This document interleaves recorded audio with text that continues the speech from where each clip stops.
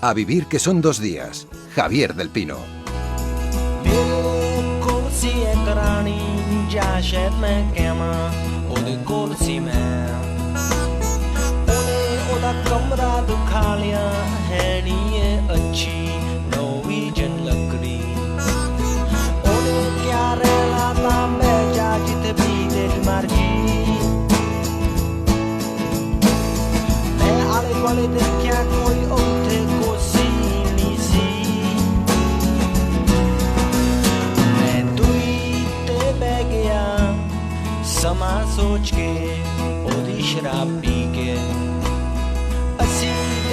¿Cómo estás, Ramón Lobo? Buenos días. Buenos días, pues un poco cabreado. A ver. Con la censura cubana, sobre todo, porque no sé si sabes la historia de las fotos estas. Con el audífono. Sí, de los Assad Press, que ha retirado 7, que habían retocado los cubanos, decidiendo que el audífono que tenía Fidel Castro en el oído pues no era suficientemente revolucionario, entonces lo han quitado para que... Esto te molesta personalmente, ¿no? Sí, porque yo estoy bastante sordo del oído izquierdo.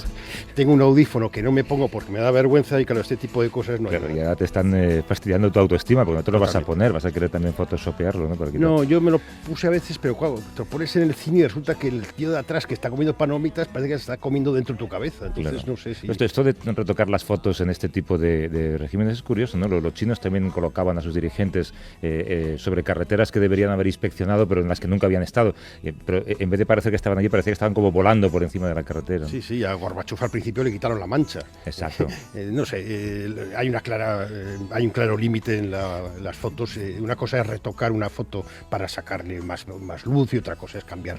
Pero en esta foto que dices, estas fotos de Fidel Castro, que yo creo que estaba con Correa, me parece, sí. Está siempre con chándal. ¿Alguna vez deberíamos traer a algún experto en política latinoamericana para que nos hable del efecto chándal? Porque sí. ¿No? El uso del chándal. Sí, sobre todo cuántos chándals tiene, pues si siempre es el mismo. Eso habría que hacérselo mirar. Habría que traer a otro experto. Yo creo que Mariano Rajoy, después de lo del Marca, en un chándal ganaría. Sí, yo creo que cuando deje el gobierno podrá estar en chándal. O antes.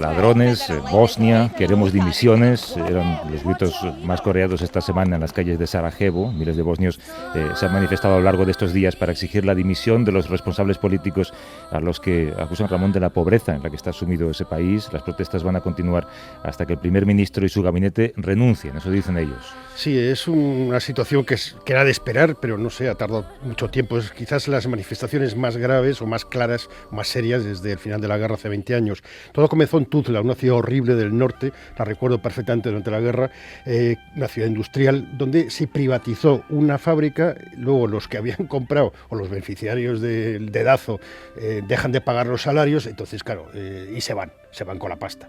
Entonces se monta el follón, entonces esto se ha extendido a Mostar, a Zenica, a Kazin, a Sarajevo y a otras ciudades como Gorri Bakuf, que es una ciudad pequeña del centro muy castigada de la guerra. Y bueno, es una lucha contra la corrupción fundamentalmente. En Bosnia-Herzegovina un 20% de la población vive en la pobreza, el paro alcanza el 27,5% según cifras oficiales, aunque se estima que realmente es de un 40%. El sueldo medio es de 400 euros, el PIB lleva 5 años estancado, el país parece que despierta una especie de letargo político, ¿no? Y que esa aparente estabilidad social se ha ocultado o ha intentado ocultar durante años una situación que, como digo con estas cifras, es muy frágil. Sí, es muy frágil, la gente además no puede emigrar porque no son miembros de la Unión Europea, están ahí en la espera, y lo que podría ser quizás una primavera balcánica habrá que esperar, pero bueno, sí hay un claro hartazgo de la población. Primavera balcánica, casi 20 años después de la guerra que sufrió ese país, 100.000 bosnios muertos, 4 millones de desplazados, fueron cifras que dejó la guerra étnica que acabó gracias a los acuerdos de Dayton, diseñados por Washington, noviembre de 1995, pusieron fin a 3 años y medio de guerra. Todos esos acuerdos no los tienes en gran estima, ¿eh? No, me parecieron una basura de acuerdos, políticamente correctos, se hicieron todos fotos, pero para empezar que en esos acuerdos estuvieran dos de los principales asesinos, como eran Franjo Tuđman, el presidente croata, y Slobodan Milošević, el serbio, pues íbamos mal. Después ha creado un monstruo político con un Frankenstein, con una constitución imposible de cambiar. Hay una parte que es la Federación Croata Musulmana, o digamos decir bosniaca, y la otra parte está la República Srpska. Y dentro hay cantones donde cada uno manda, hay una corrupción enorme, hay pequeños virreinatos, y después, sobre todo, Srebrenica, que era la capital, digamos, del genocidio, cayó en manos de los genocidas, y Foča, que era la capital de las violaciones. Es muy simbólico en los acuerdos. Sí, que son, sí. Y la violación de las mujeres, que era Foča, también quedó en manos de la República Srpska. La situación se enciende cada vez más, eso sí que es cierto.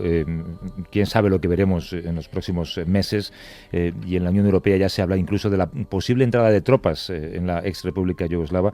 Para ampliarnos la información nos atiende desde Sarajevo Asra Cigal, es economista. Asra, ¿cómo estás? Hola, buenos días, muy bien. Buenos días. Creo que he pronunciado mal tu nombre, pero muy mal tu apellido, ¿no? Bueno, Asra Cigal, sí, más o menos. Sí, lo has pronunciado bastante bien. Enfrentamientos con la policía, destrucción de edificios y tiendas, es el escenario que estamos viendo estos días. Háblanos un poco de lo que tú ves desde allí en Sarajevo. Bueno, la verdad que me ha sorprendido. O sea, lo que pasó hace 2 semanas me ha sorprendido bastante, porque el año pasado también tuvimos el problema con el número de identidad personal. No sé si habéis seguido un poco el tema. Entonces hubo problemas que incluso una niña murió porque no pudo dársele el DNI, no pudo salir del país, y entonces hubo manifestaciones también, porque bueno, también era por el desacuerdo político. Entonces la gente salió, pero las manifestaciones eran muy tranquilas, muy... o sea, no estaban las cosas muy claras. Entonces, medio año después que pase lo que ha pasado hace 2 semanas en Sarajevo, saber tanta ira en la gente, la verdad me ha sorprendido, porque pensaba que íbamos a aguantar bastante más, o sea, porque ha habido problemas siempre y la gente de aquí no se manifiesta, no sale a la calle, no pide sus derechos. Entonces sí que ha habido un cambio tremendo. Ahora la situación está bastante tranquila. Sigue habiendo manifestaciones, la gente sale, pero bueno, ya se han creado grupos de representantes civiles, no se habla ya de unas solicitudes claras, ya se sabe más o menos qué es lo que queremos. Entonces, bueno, pues ya va tomando otra forma, más pacífica y más concreta. Asra, ¿se puede decir que las heridas de la guerra se han cerrado o siguen abiertas? Hombre, es un tema que yo creo que, tardará generaciones en cerrarse, porque sigue habiendo gente, pues que no puede superar el haber perdido un familiar o haber tenido que salir de su casa, dejar la casa de una parte y de irse a la otra. Entonces, son temas que yo creo que tardarán generaciones en cerrarse. Pero lo bueno es que la gente se ha dado cuenta de que han pasado 20 años, entonces no podemos vivir en el pasado. Hay que ir viviendo el presente y pensando en el futuro, porque son 20 años perdidos, la verdad. La recuperación del país después de la guerra siempre ha estado marcada, como dices, por diferencias étnicas, que son las que motivaron aquel conflicto, pero también por el escaso apoyo internacional. De hecho, a nosotros nos sorprende un poco la poca atención que se le da ahora mismo a esa zona de Europa, ¿no? ¿Tenéis allí la sensación de que Europa os ignora de alguna manera? Esta es la sensación que siempre ha existido aquí en Bosnia-Herzegovina durante la guerra y después de la guerra. Ha habido bastante apoyo internacional en el sentido de reconstrucción física del país justo después de la guerra.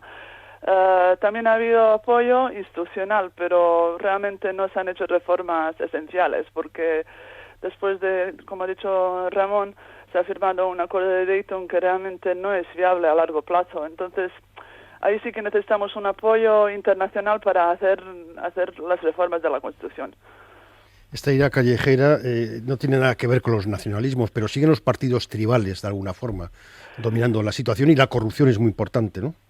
Sí, la ira, lo que ha pasado hace 2 semanas no tiene nada que ver con el nacionalismo. Lo que sí que se han aprovechado bastante los políticos. Entonces, pues una parte de los políticos de República Srpska, por ejemplo, de la otra entidad, han ido comentando que es una protesta bosniaca y que no tiene nada que ver con la situación de República Srpska, que ellos realmente tienen una mejor situación económica, pero si comparamos los datos están peor que la gente en la federación. Entonces han intentado aprovecharse de esa situación, pero realmente no tiene nada que ver con el nacionalismo. Además hemos ido recibiendo apoyo de otras ciudades, y no solamente de las ciudades de Bosnia y Herzegovina, sino también incluso de Serbia, de Belgrado, de Zagreb, también de Skopje y de Montenegro, incluso de Podgorica. Así que yo creo que la gente se está dando cuenta un poco de del problema que tenemos, que son los políticos que viven todavía, se mantienen más bien en el poder gracias al nacionalismo y gracias a esa retórica de que nos tienen que ir protegiendo unos de los otros. Y mientras tanto pues, han ido aprovechándose un poco de la división que hay en la división política para cometer casos de corrupción, de enriquecerse, y la gente se ha ido dando cuenta ya. Yo creo que estamos despertándonos por fin. En fin, muy interesante lo que cuentas y que nadie haga comparaciones. Desde Sarajevo nos ha hablado Asra Zigal. Sospecho, Asra, que vamos a hablar contigo más veces en las próximas semanas, así que te mando un abrazo. Gracias. Gracias a ustedes. Venga. Hasta luego. Adiós.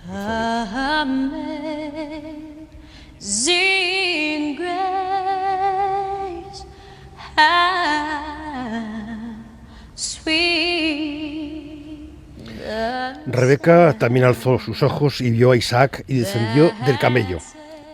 ¿Sabes de qué va este texto? Depende del tipo de camello. Camello antiguo, muy antiguo, no de los modernos. Suena pasaje. Sí, es un pasaje bíblico, es un versículo del Antiguo Testamento de Génesis 24:64.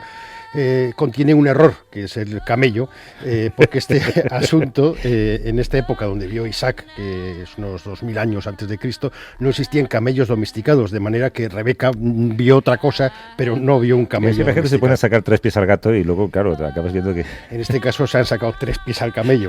El caso es que un estudio reciente de un grupo de arqueólogos de la Universidad de Tel Aviv, en Israel, aseguran que estos animales no se domesticaron en Oriente Próximo hasta un milenio más tarde. Esto contradice algunos datos de la Biblia que establecieron una fecha muy posterior. Contradicen la Biblia. Son mencionados los camellos como animales de carga en pasajes del Antiguo Testamento que datan del 2000 y 1500 antes de Cristo. Sí, pero este nuevo estudio demuestra que hasta la llegada de los camellos domesticados a Tierra Santa no ocurrió nada hasta antes del 930, y que estos animales habían cruzado de la península arábiga a Israel a través del valle de Arabá, que está entre el Mar Muerto y el Mar Rojo. Anteriormente, en el año 1000, los camellos que había eran todos salvajes. Bueno, esa investigación pone en tela de juicio la veracidad de este y otros pasajes de la Biblia, que probablemente contenga más anacronismos, ¿no? Sí, porque sobre todo demuestra que se escribió después muchos de estos pasajes. Muchos de las narraciones bíblicas... Te estás metiendo en un lío. No, está esto espiritual. No, vamos a tener una colaboración que nos va a ayudar a sacar un poco de luz. Muchas de estas narraciones proceden de tradiciones cananeas del siglo VI a.C., nos escribieron, y después la Biblia, en realidad, los libros del Testamento son 4, los oficiales, pero hay muchos más. Se han ido expurgando y se ha ido creando una especie de libros oficiales. Queremos hablar un poco casi de antropología, ¿no? Es un libro que lejos de ser todo lo perfecto que nos intentan vender, base de algunas cosas que todavía vemos en política hoy en día, contiene anacronismos y otros errores. Fue compuesto mediante retazos de relatos de distintas fuentes. Charlamos con Antonio Piñero, que es catedrático de Filología Griega por la Universidad Complutense de Madrid y especialista en lengua y literatura del cristianismo primitivo. Hola, Antonio, ¿cómo estás? Hola, buenos días. ¿Qué tal? Si, a ver cómo te hago esta pregunta. Si algunos leyeran bien la Biblia, ¿dejarían de creer en ella? Realmente me temo que sí. No hace falta ser un filólogo al estilo de lo que me pasa a mí, que por, digamos, de formación profesional somos muy escépticos, ¿no? Tú te refieres, me imagino, a una persona de la calle culta que lea el Antiguo Testamento. Bueno, pues caería rápidamente en la cuenta que es un amasijo de leyendas populares tomadas no solamente del mundo cananeo, es decir, del mundo mismo de la zona de Israel, pero llamémosle la civilización anterior, sino tomadas prestadas de los sumerios, de los acarios, de los acadios, de los asirios y de los babilonios. Y segundo, supongo que con un poco de cultura pensaría que todo este amasijo de leyendas que forman los 5 primeros libros de la Biblia, pues se ponen, como bien habéis señalado, por escrito muchísimo más tarde. En principio empiezan a recogerse estas leyendas en el siglo IX y en el siglo X, pero realmente el núcleo del momento de empezar a escribirse es en el reino de Josías, que es el año 622 a.C. Entonces uno dice, ¿qué verosimilitud histórica puede tener un amasijo de leyendas que lleva 600, 700 años como mínimo? Eso respecto al Éxodo, porque si nos retrotraemos hasta Abraham, que es la gran figura que fundamenta no solamente el judaísmo, sino también el islam sobre todo y el cristianismo, era un personaje del siglo XVIII.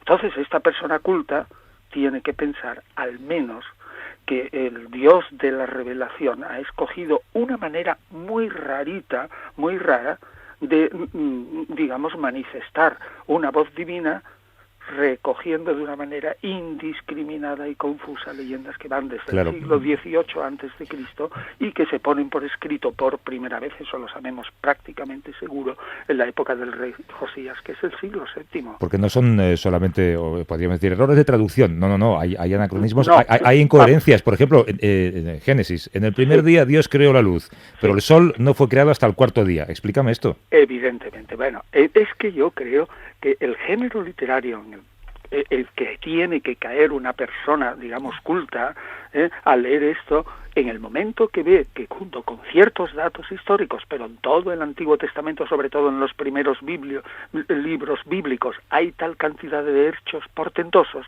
inmediatamente lo que tiene que sacar la conclusión de que el género literario que tiene delante de sus ojos es el género de la leyenda, y por lo tanto no le puede dar de ningún modo un significado literal. O sea, que en Dios, esta conversación hay varios que no van a ir al cielo. Pero que Dios lo que hizo fue un corta y pega descarado, ¿no? Aquí en este caso. Es decir, de alguna manera, si aceptamos la revelación al estilo que se viene aceptando ahora como una especie de inspiración que ciertamente deja libertad, en algunos casos, no todo en el Antiguo Testamento, que en el Antiguo Testamento también aparecen profetas como al estilo griego, que están absolutamente locos, entre comillas, quiero decir que han perdido todas las facultades mentales y que Dios le está utilizando simplemente sus órganos fonadores para expresar lo que Dios quiere, lo cual también es una curiosa manera de revelación. En una palabra, el hombre culto tiene que saber que se encuentra ante el género literario de la leyenda, sin despreciar que haya otros datos históricos. Por lo tanto, su manera de considerar la Biblia tiene que ser otra. ¿Que eso signifique perder la fe? Pues yo diría, significa perder la fe al menos de la manera tradicional. Antonio Piñero, gracias, un abrazo. Un abrazo. Hasta luego. Como aquí todo lo hacemos con un poco de ironía, siempre hay que buscar un paralelismo político, ¿no? Para quienes crean fervientemente en la Biblia. Recordemos, Ramón, lo que dice la Biblia, por ejemplo, de la homosexualidad. Nada. No dice nada. Yo te puedo decir que si expurgáramos los libros sagrados de todo lo que es políticamente incorrecto, se quedaría en un párrafo. Copiado y pegado, por cierto. Copiado y pegado, claro. ¿Qué es esto que escuchamos? Pues es Rebecca Lane, una mujer que ya pusimos aquí el año pasado. Esta canción se llama Mujer Lunar. Es una feminista, una mujer que canta muy bien y es una guatemalteca. Hasta luego. Adiós. Yo quiero ser mía. Yo me cuento un cuento cada mañana. Abrí mis alas, fui del paraíso con Lilith y niñas malas. No creo en nadie que arriba esté juzgando. Soy dueña de mis actos, voy improvisando. Soy mujer, soy un ser lunar. Cambio como la luna de blanca a oscura. En mi vientre llevo la simiente. De mi útero nació toda la gente. En mi sangre menstrual, de donde nace la vida. A vivir que son 2 días. Javier del Pino.